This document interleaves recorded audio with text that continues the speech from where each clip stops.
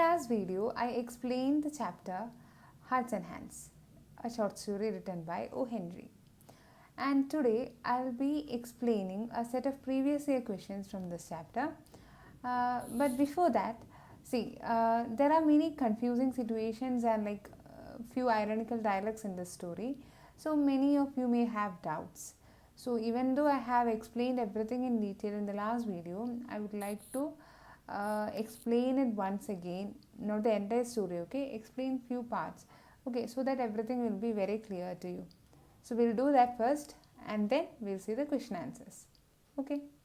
So the first thing is about the character of Miss Fairchild and Mr. Easton.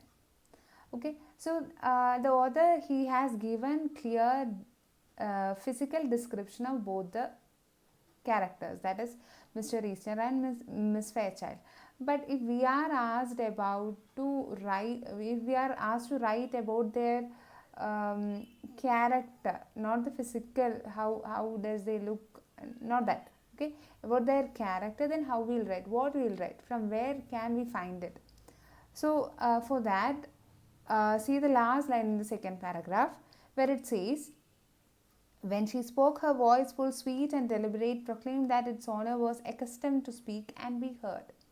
And the lines following it, where she is speaking to Mr. Easton.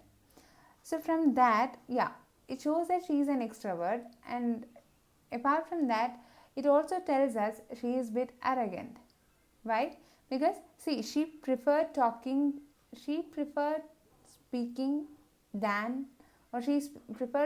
to listening. She always wanted to speak first and she wanted to be listened by others. Okay. So according to this Miss Fairchild, she or herself was the most important person. Understood? So we can say that she is a bit arrogant. Okay. Then when we say about the character of Mr. Easton, though he was imprisoned for forgery, still he is very fair to this Miss Fairchild, because he is not giving any false hope to her, right? He is saying the things clearly. Okay, he lied that he is a marshal, but that also is not actually his fault. The other one did it, but still he is very fair to her. He is not giving her any promises to meet or to live together, anything like that. And so he is very fair. He is saying that, see, my butterfly days are over and we are not going to meet very soon. So that's it. His character is, we can't say that he's a bad person or his character is very bad. No, nothing like that. He was very fair to Miss Fairchild. Okay. Yeah, that is one thing. Then when we are seeing that place where, or that paragraph where they are talking about the ambassador, you may have little confusions. Okay, you will think suddenly from where this ambassador came, or it will be, sometimes you may find it difficult to understand the thing. Okay, so from this we should assume few things. Okay, the first thing is that this girl, she had a relationship with an ambassador and Mr. Easton knew that. Okay, and at that time, she might have rejected Mr. Easton, or she gave priority to that ambassador.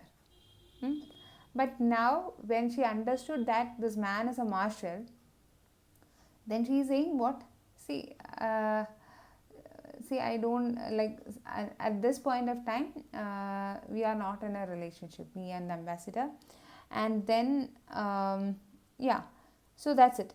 So this thing you have to keep in mind. Okay. And one another thing is that about the butterfly days. So that part is a bit ironical. He is saying that my butterfly days are over, I fear. So what? See, according to him, what it is, all his free days are over, now he is going to be imprisoned. But when Miss Fairchild when she hears this, she may think okay, he is going to be completely in so much of adventures, so all his free time is over, he'll be very busy with his job. So this part is a bit ironical. And then mm, yeah, one another thing I should tell is, uh, yeah, where he's talking about the money and why he chose this job and all. It's in the second paragraph in the second page, in page number 70, where he's saying that, yeah, in the third paragraph, yeah, my dear Miss Fairchild, said Easton calmly, I had to do something. Money has a way of taking wings unto itself. And you know, it takes money to keep step with our crowd in Washington. I saw this opening in the West. So, what was the actual opening he found in West? That is counterfeiting, which was the most easiest way of making money he found in West. Okay, so according to Miss Fairchild, she would have understood it as the marshalship, okay, the job. But what actually Mr. Easton had meant is forgery or counterfeiting, the easiest way of making money, which he found. Okay, so these are the things. Yeah, then one more part, the climax. So few people may not have understood why the climax is so surprising or why it is so what twisted. See, the thing is only this much. Usually, the senior officers or the policemen, they will handcuff the culprit or the criminal to their left hand. Understood? To their left hand. So, see, if we look, the handcuff will be in the left hand of the policeman and the other part will be on the right hand of the culprit. Okay, but here the thief or the actual criminal, that is Mr. Easton, he is presented as a marshal in the beginning and the original marshal as the criminal. Okay, but Miss Fairchild, she is not noticing or she is not thinking about the fact that the handcuff, see, it's on the right hand of Mr. Easton and left hand of the glum-faced man. But the co-passengers, they understood it. Okay, they were observing the things and they, like one of those men, he understood that, see, actually the glum-faced man is a marshal because on his left hand is a handcuff. Okay, and in Mr. Easton's case, his right hand was handcuffed. Okay, so that is the surprising thing, or that's why it is so surprising when it comes to the climax. Okay, so that's it.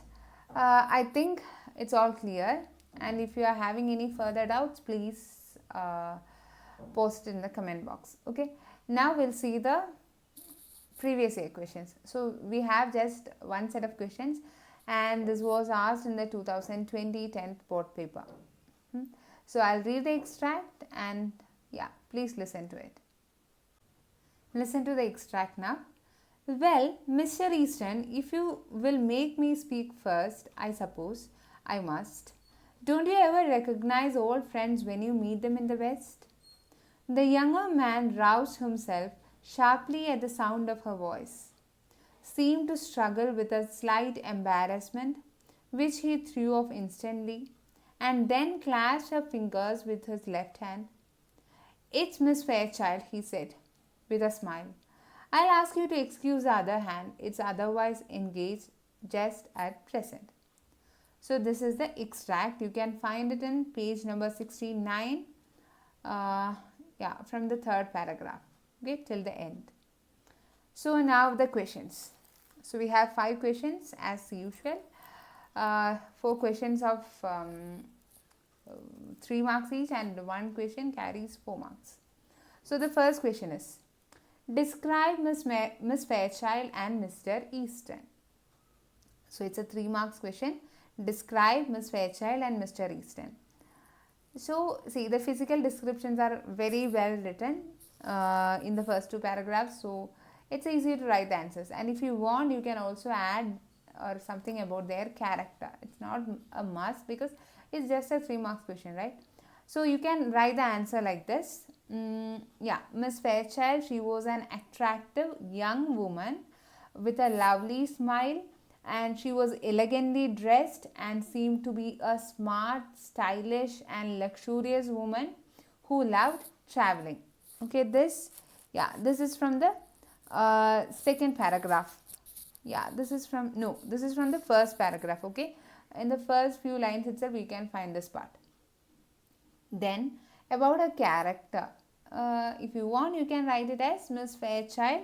She also appeared to be an arrogant person, and this is understood from the way she spoke. And now about Mr. Easton, that is again, yeah, you can find it in the first paragraph itself, where it is written, Mr. Easton was a young, handsome man with a bold, frank countenance. So the spelling of countenance is important. Countenance. This you can find, yeah, you can find it out in the text. It's there in the first paragraph. Yeah, so with a bold, frank countenance and manners. And now about his character, which is not compulsory, but if you want you can write. You can say that Mr. Easton was fair to Miss Fairchild, and he did not make any false promises and keep her in false hopes, and yeah, hopes of seeing her or having a relationship with her. So Mr. Easton is a fair man, okay, like in his character and in his behavior, or he was very fair to Miss Fairchild. Okay, this will fetch you 3 marks. Now the second question. Where does the above conversation occur? Why was Mr. Easton embarrassed when Miss Fairchild addressed him? So what can be the answer? Yeah, the setting is given in the first line itself.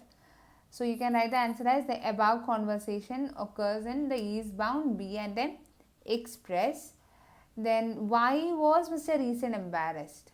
So Mr. Easton felt embarrassed because of his handcuff, right? Will be happy to meet his or her acquaintance after a long time, like wearing a handcuff as a prisoner. No one will be happy, right? Everyone will feel embarrassed. So similarly, Mr. Easton was also embarrassed because of his handcuff. Now the third question. How was Mr. Easton's other hand otherwise engaged? How does Miss Fairchild react when he raises his right hand to show her what he meant? What can be the answer? Think. So the answer can be written as Mr. Easton's other hand, that is the left hand, was handcuffed to the that is the right hand was handcuffed to the left hand of the glum-faced marshal or the glum-faced man. Okay, fine.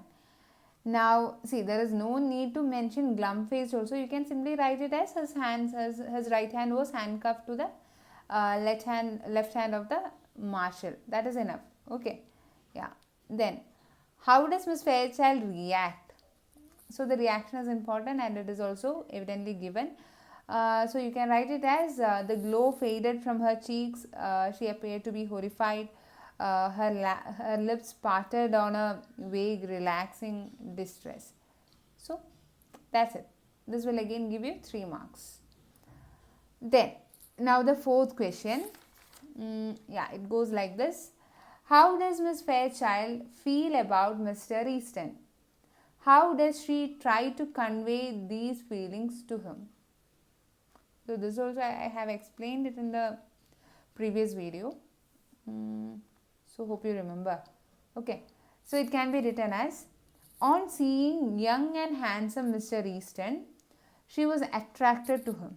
Okay. The moment she saw him, there appeared a glow on her cheek and her face and a shine in her eyes. And yeah, there are 2 other instances where she tried to convey her feelings for Mr. Easton. So those instances are, yeah, one part is where when Mr. Easton said that he had taken up the job of marshal and it was not as great as or higher position of that of an ambassador. This Miss Fairchild, she reacted immediately with a very warm reply that like she liked him more than the ambassador. She told that very clearly, and that she was no longer in touch with the ambassador.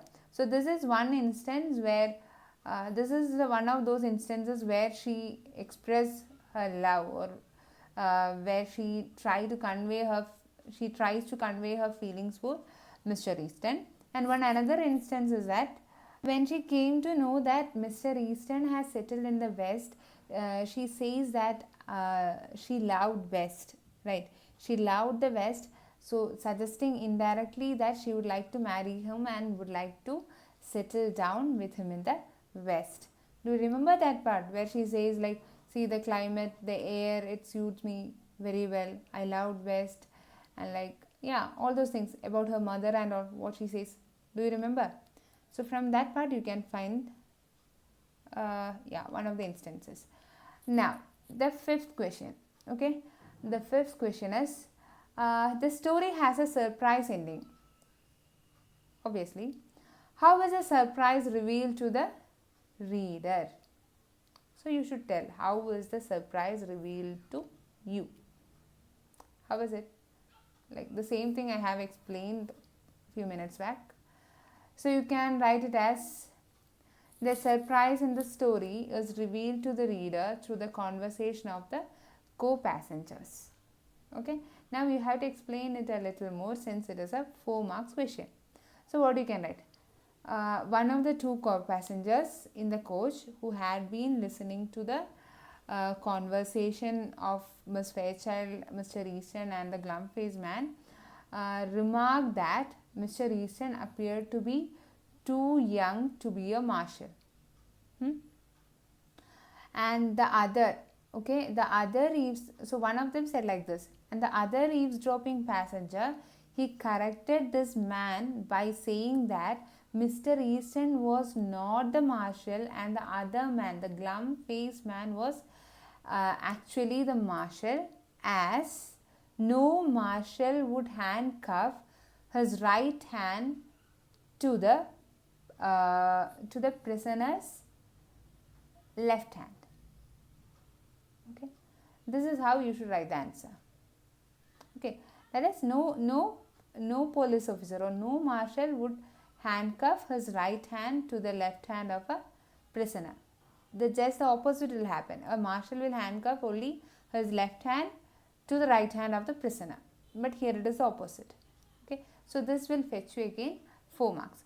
So that's all for today. Listen to the video and please write down the question answers. Write it in your own words, which will help you to improve. Okay, don't just copy what I'm saying, just try to write it in your own words. Okay, so I'll be soon back with another video. Till then, take care. Bye bye.